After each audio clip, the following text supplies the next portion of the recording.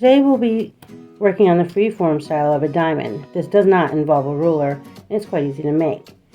To start, you're going to find the center of the book, and then you're going to fold the point into the gutter.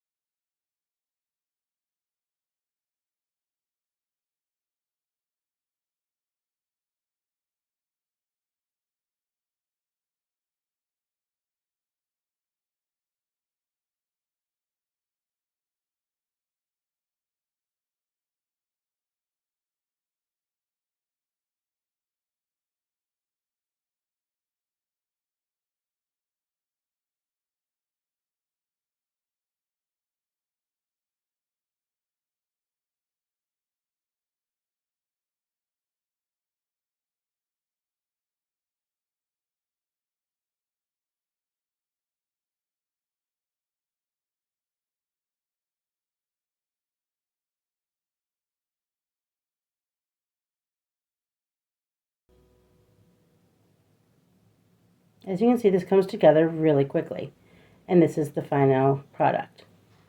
Please hit like and subscribe if you're enjoying these videos so I can continue making more content. Happy folding!